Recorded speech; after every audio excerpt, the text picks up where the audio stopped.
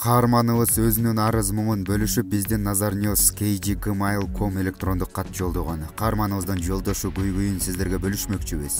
Саламатсыздарбы, урматтуу редакция? Атым Гүлшайыр, жашым 28-де. Үйлөнгөндөн бери кайната кайнене менен турабыз. Кайненем келинге өтө катуу. Эмне кылсам жакпайт, күйөөмдү мага каршы тукуруп эле турат.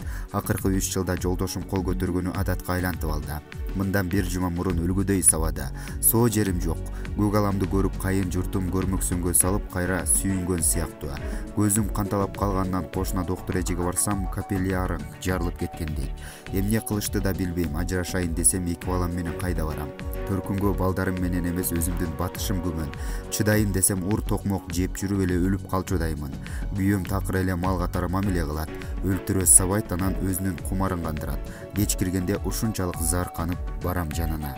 Булак Nazar News.